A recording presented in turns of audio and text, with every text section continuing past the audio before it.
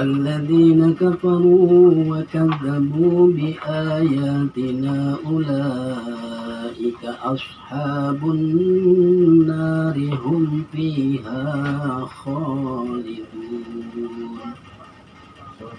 صدق الله العظيم.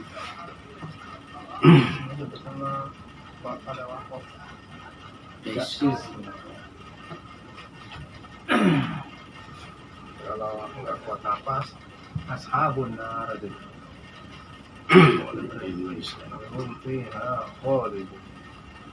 Baik. Tadi sudah baca Al-Qur'annya. Sekarang ilmu tajwidnya kita simak ya. Walladzina dina Pak Joko apa namanya? Coba ini kalau baru Pak Cecep mudah-mudahan ini ya sampai ke Ika Pak Cecep Majais Muttasil. Turun ke Pak Joko Mat wajib mutasi. Mat wajib muttasil kata Cecep. Bedanya apa mad wajib sama jahid? Kalau mad wajib itu setelah huruf mad ada huruf alif pada kalimat yang satu. Kalau satu kalimat, ini satu kalimat nih, mad wajib muttasil. Kalau mad jahid muttasil itu huruf madnya terpisah pada kalimat yang lain. Ya, ini satu kalimat nih. Ashabun nari an-nari. Ashabun nar. Pak Joko. Nah, guna ada berapa? Ada dua. Ada dua. Pertama, Bila guna sama huruf guna ada berapa? dua min dan nun. Ya, mim tasdid dan nun tasdid ya. Jangan mim dan nun aja, mim tasdid dengan nun tasdid. Sebab kalau mim dan nun, mim juga masuk dalam huruf idgham biguna. Nun juga masuk dalam nun sukun. Nun tasdid dengan mim tasdid. Kalau khaliduna, karena wakoh dibaca khalidun. Baca Cep. Mat akhir disukun. Mat akhir disukun. Apa artinya mat akhir disukun? Ada yang mati baru, nunnya dimatikan. Matinya mati baru ya, mat itu panjang, arid itu baru, sukun itu ya sukun mati. Asal baru. Tapi sukun kalau di ilmu tajwid mah diartikan dengan tanda mati ya, tanda berhenti. Tapi kalau asal katanya mah sakana itu tenang, diam. Keluarga sakinah, keluarga yang tentram, tenang. Sebab kalau sukun diartikan mati, nanti keluarga sakinah, mati keluarga yang mati. Jadi tergantung konteksnya ya. Jadi sakinah, asal katanya sukun itu, sakana. Litas kunu ilaya, agar kamu merasa tentram. Kalau tentram kan hatinya tenang, nggak bergejolak.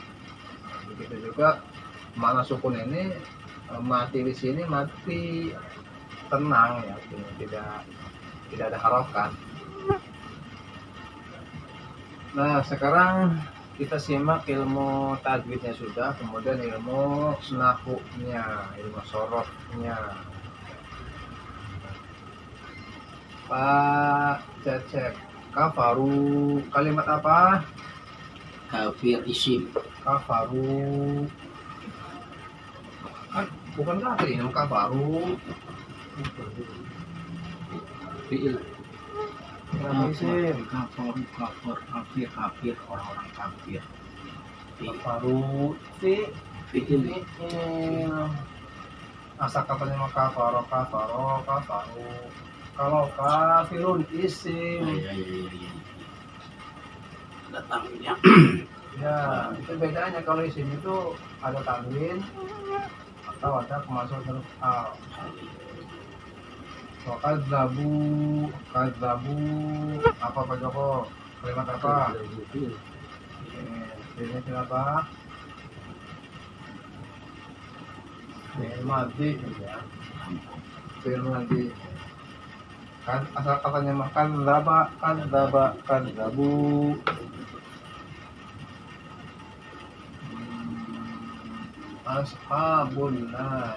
Ashabun nari. Ini susunan apa namanya nih? Ashabu dengan anari. Akibatnya ashabun nari. Susunannya dalam ilmu nahwu dinamakan apa? Susunan mudhof dan mudhof ilaih. Ashabun nari itu. Ashabunya dinamakan apa?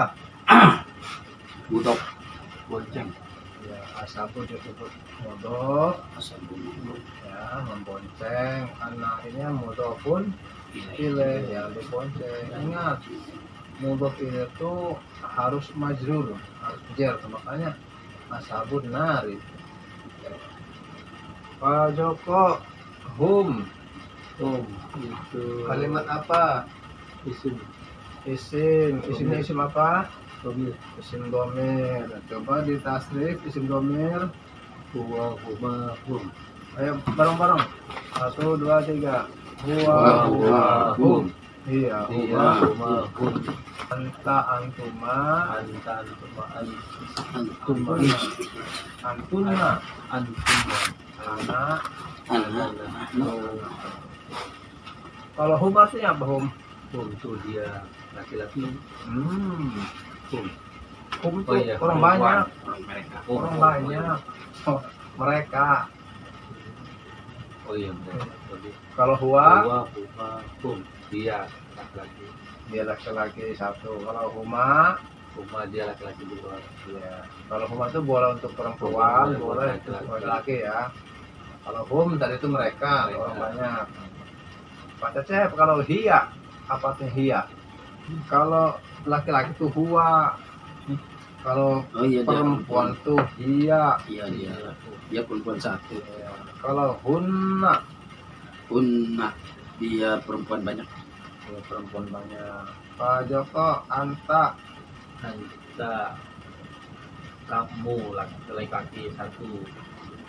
kalau antum, Antum, dia laki-laki dua. jangan diam ya. Sebagai mukhotob kamu, Kamu anta itu kamu. Jangan pakai dia lagi ya. Kalau anta itu laki-laki. kamu. Kalau nahnu, Pak Joko, Kami, kami ya. Kalau kami itu kepada orang, saya. kalau kami itu untuk orang banyak. Kami. Nanti ilmu sorofnya sambil disimak-simak lagi di rumah tasrifannya itu kayak Pak kayak kemarin tuh Pak Joko kan ada tuh rumusnya itu fathun domun fathun kasrun fathatani kasrun fathun domun kasrotani. Apa belum Pak Joko? Bisa. Di share mulu. Ada sih. Oh iya Pak Cecep enggak ini sih, enggak hadir ya. Coba buka ini. Ya. Oh, Foto. fatun domun, fatun kasrun, fathatani. Coba dibaca bareng-bareng ya. Taruh sini. Digelar. Ya, 1, 2, 3. Fathun domun. Fathun kasrun fathatani kasrun fathun domun kasrotani. Itu lirik lagunya mah kayak Hila stulil firdaus a'la wala aqwa 'alan naril Penerapannya gimana? sama kan? Ini buat rumus saja dulu, nanti dijelaskan tajwidnya. Sekarang saya coba untuk menjelaskan makna kandungan surat Al-Baqarah ayat 39. A'udzubillahi minasyaitonirrajim. Bismillahirrahmanirrahim. Qala al-musannif rahimahullahu ta'ala wa nafa'ana bihi wa walladzina kafaru wa kazzabu bi ayatina. Terjemah Nabi Alim, walladzina bermula orang-orang yang kafaru telah ingkar, telah kafir oleh dia alladzina wa kadzabu dan orang-orang yang mendustakan oleh dia alladzina bi ayatina pada ayat-ayat kami, maksudnya Al-Qur'an, kitab-kitab kami. Karena kan kitab Allah yang diturunkan kepada para nabi bukan Al-Quran saja, ada 4 kitab yang diturunkan kepada para nabi. Kitab Taurat, Zabur, Injil, Al-Quran. Kalau Taurat diturunkan kepada nabi siapa Pak Cecep? Taurat. Kitab Taurat Musa. Kalau Zabur Daud. Kalau Injil Bisa. ya. Quran kepada Nabi Muhammad. Ini namanya kitab Tapi kitab kok samawi. Duluan Taurat ya. Duluan Taurat Jawa, tapi yang ngetok masih Taurat aja. Ya sebetulnya mah Zaburnya itu kayaknya tenggelam ibaratnya. ya karena ya generasi Zaburnya dalam peringkat sejarah sudah berkurang. Kalau zaman Nabi Daud jadi lebih populer Taurat. Jadi udah kesininya ini nih. Jadi kitab-kitab yang Zabur yang mungkin sekarang kitab Zabur itu nanti melebur kepada agama-agama yang sudah berkembang sekarang. Sebetulnya agama-agama itu kenapa agama itu ada yang bertahan, ada yang tenggelam, ada yang karena kurang ininya, kurang peminatnya gitu, kurang followernya. Kan agama itu seperti benda mati, ataupun bagaimana menghidupkan dan mematikan ini tergantung pemeluknya. Agama Islam kalau semuanya pada berleha-leha sama semuanya pada menonton, tidak bekerja untuk sungguh-sungguh mengaji, ibadah kurang, nanti dengan sendirinya agama itu akan terus surut. Makanya semakin orang tuh umat Islam giroh, tingkat ibadahnya tinggi, mempelajari ilmu agamanya tinggi, itu akan berkembang. Kenapa? Sedang agama-agama sekarang tenggelam, kayak madhab aja lah. Dulu tuh madhab itu sekarang madhab Syafi'i, madhab Hanafi, karena sampai sekarang banyak penganutnya. Di Indonesia cocoknya memakai madhab Syafi'i, padahal sebetulnya Syafi'i, Imam Malik, Imam Hanafi, Imam Hanbali itu kelompok Ahlus Sunnah wal Jamaah. Kalau Imam Hanafi, Imam Malik cocoknya di negeri Arab, jadi dipengaruhi oleh kultur budaya. Indonesia, Irak, Malaysia cocoknya menggunakan mazhab Syafi'i. Nah, dulu kehidupan agak melebar sedikit. Kehidupan para imam mazhab itu saling support. Mungkin Bapak pernah dengar sejarahnya ketika Imam Malik berkunjung ke Imam Syafi'i. Imam Malik pakai doa kunut. Apa alasannya? Ihtiraman li Syafi'i, menghormati mazhab Imam Syafi'i. Rukun. Imam Syafi'i muridnya Imam Malik. Kok Imam Malik nggak pakai kunut tapi Imam Syafi'i pakai kunut? Antara kedua imam tokoh ulama fikih ini tidak berseteru, malah saling mensupport, saling cakrawala berpikirnya sudah terbuka. Dan Imam Malik bangga ketika Imam Syafi'i mempunyai mazhab sendiri, berarti dia sudah berhasil. Jadi keberhasilan guru itu udah menciptakan muridnya sudah menjadi pengarang buku lagi. Nah, jangan ini mah punya murid misalnya, muridnya berbeda pendapat, dimusuhi, jangan. Malah dibuat teman diskusi. Memang Syafi'i juga murid Imam Malik, ketika udah Imam Malik ya ceritanya nih, udah kamu ya, wahai Syafi'i, ilmu saya sudah terserap oleh kamu semua, silakan kamu berguru kepada Imam Abu Sufyan As-Tsauri. Jadi malah ini lagi nih pokoknya nih, jadi semakin banyak guru itu semakin berkembang cara berpikir itu. Makanya saya anjurkan kepada Pak Cecep, silakan ngaji di mana saja, ya. Karena cara orang menerangkan satu ayat itu mungkin akan berbeda. Saya menerangkan ayat begini nih, Al-Baqarah ayat 38. Kok mungkin ketika Pak Cecep, Pak Joko ngaji di tempat lain, ada tambahan baru lagi. Itulah kelebihan keunggulan orang semangat belajar itu. Nah, tapi jangan menyalahkan antara guru ini dan yang guru itu, kok guru ini menerangkan begini. Nah, nanti selama itu sifatnya cabang itu masukkan saja sebagai satu informasi, kecuali yang prinsip gitu ya, yang prinsip guru di sana menerangkan salat subuh itu 3 rakaat, nah ini ya 4 rakaat, di sana 2 rakaat. Nah, ini yang harus diluruskan karena sudah prinsip salat subuh 4 rakaat mana ada itu ya. Jadi hal-hal yang sifatnya furu'iyah saya anjurkan ada kedewasaan berpikir untuk terbuka. Kalau misalnya berguru satu orang saja salah ya, bukan salah ya, artinya mengkerdilkan kita untuk berkembang.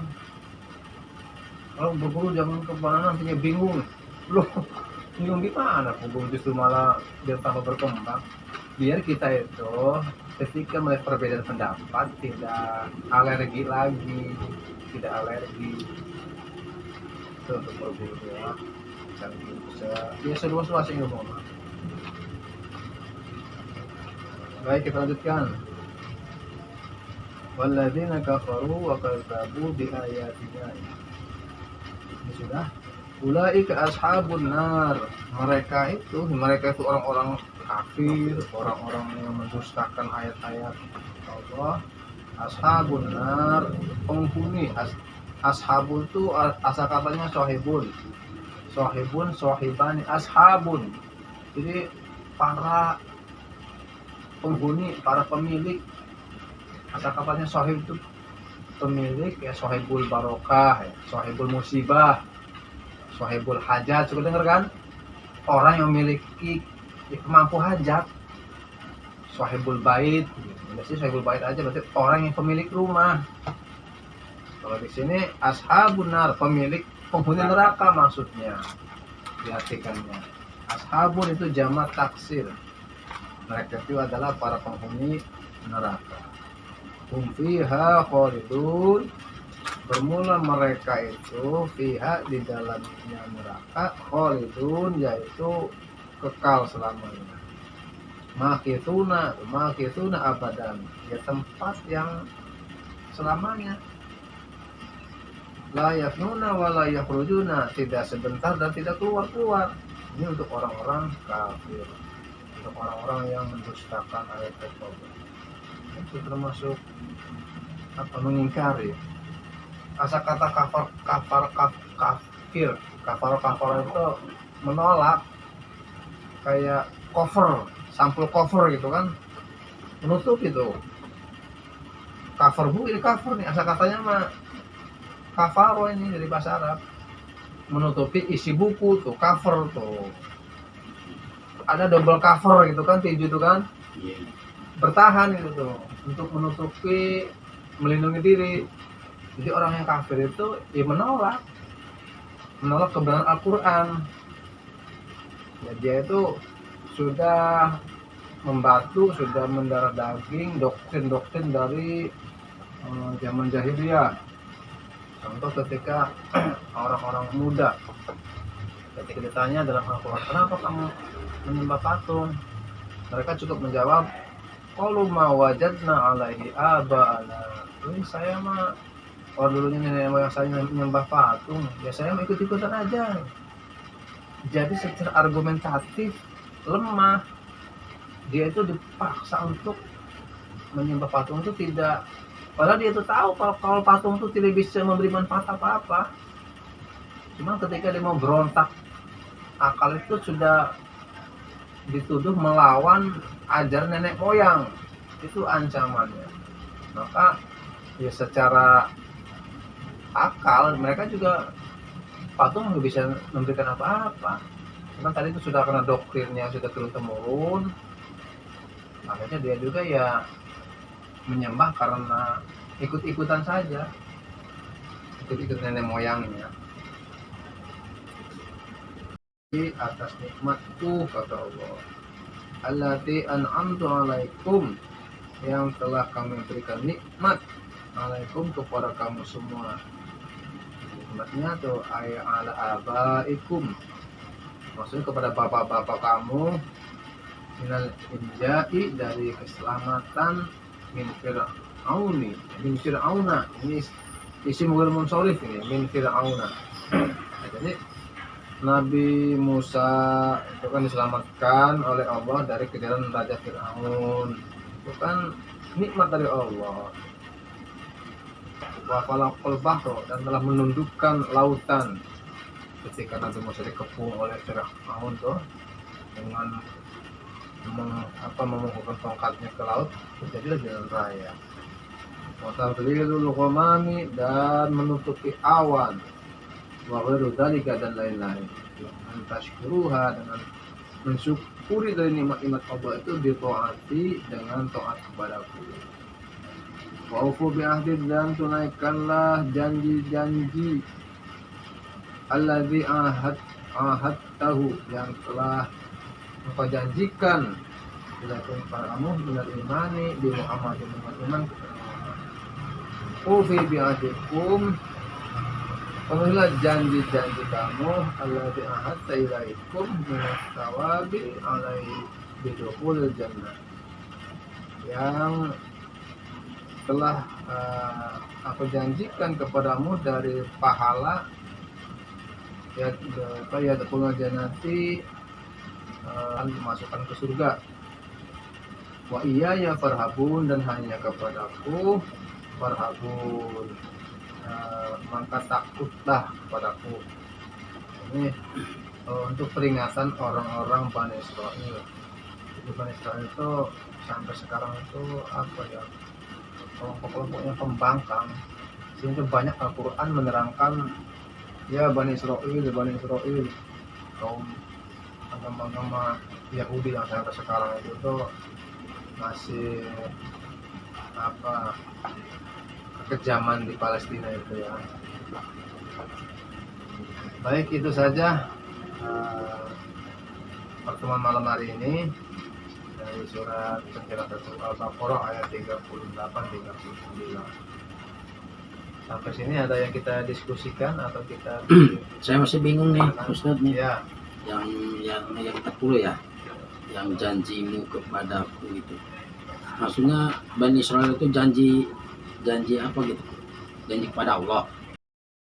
jadi begini, ketika Nabi berdakwah, Islam kan datangnya belakangan. Sebelum Islam datang itu ada agama Yahudi, ada agama Nasrani di Arab itu, di Madinah. Orang-orang Yahudi itu sudah membuat perjanjian dengan Nabi Muhammad, sudah saling membaiat, mendukung gitu dengan agama Islam ini. Tetapi ada kelompok-kelompok Yahudi itu yang membelot di sejarahnya itu di Masjid Ad-Dirar. Ketika Nabi lewat itu ya, oh dia pura-pura, ya Rasul, hanya sampai nih. Tapi ketika Rasulullah udah berlalu atau udah jauh, dia bikin persekongkolan tuh, persekongkolan jahat untuk menghambat atau bahkan untuk menghabisi Nabi Muhammad. Dan dia akhirnya diusir dari Madinah itu, di kisaran sekitar Arab itu. Maksudnya ini mengingatkan kesungguhan orang Yahudi. Tapi di Yahudi juga ada yang taat, ada yang membela perjuangan Islam. Saya mendengar satu kisah dari keterangan Gus Bah itu. Jadi ada orang Yahudi itu, dia tetap agama Yahudi, tetapi ketika perang dia ikut perang dengan ini, menyokong umat Islam, sampai berperan pada istrinya, wahai istriku, kalau saya meninggal dalam peperangan nanti membela agamanya Muhammad, ini hibahkan saja atau berikan saja harta ini kepada agama Muhammad. Sampai begitunya. Karena apa? Karena orang Yahudi ini merasa aman hidupnya di daerah umat Islam itu dilindungi. Kalau kita mah contohnya ya, di kita ada orang Kristen di sini. Di orang Kristen pun aman di sini, tidak diganggu. Tapi giliran dia sumbangan untuk warga diminta, begitu. Itu ya. Jadi kalau orang Yahudi yang sudah percaya terus kepada Islam, memberikan rahmatnya, mereka juga ikut berperang. Bahkan ketika orang Yahudi mati, meninggal, para sahabat bingung, ya Rasul, bagaimana si fulan ini orang Yahudi, bagaimana kita mengurusinya, apa kita wajib mensolatkan ini? Kata Rasulullah, sudah, mandikan saja lalu kuburkan. Persoalan nanti di akhir nanti itu kita serahkan kepada Allah. Dari sisi kemanusiaannya tetap kita menguburkan, begitu ya. Jadi orang Yahudi yang membangkang dengan perjanjian dengan Nabi Muhammad. Oh, jadi yang 40 ini mah buat orang Yahudi apa orang Bani Israel sebenarnya? Ininya tafsirnya itu saya agak bingung.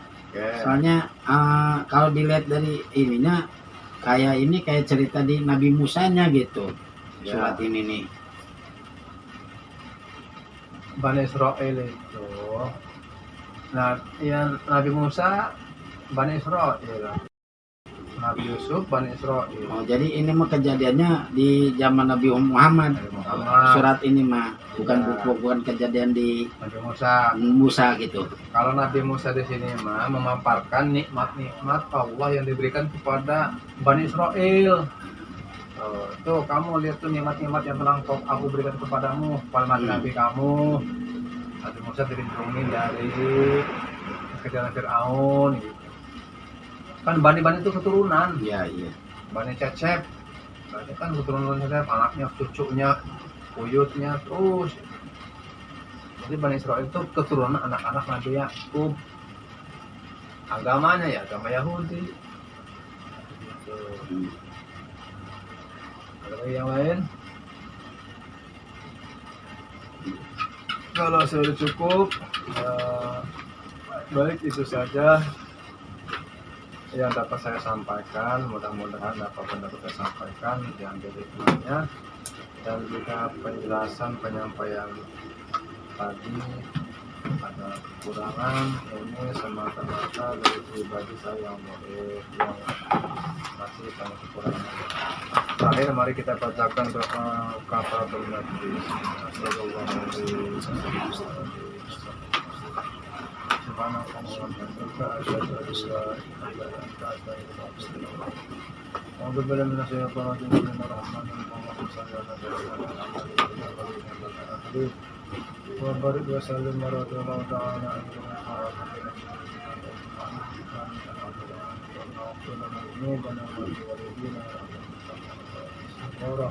Rabbi zidna ilman wa Allahumma ja'alna min al-ilmi wa ja'alna min al-ilmi wa ja'alna min al-ilmi Allahumma alimna ma yanfa'una wa anfa'na ma 'allamtana Allahumma inna nas'aluka an marwana na'i wa sallallahu wa ika man kama maksuna ya qiyamatin wa nabiyyina Muhammad sallallahu alaihi wasallam.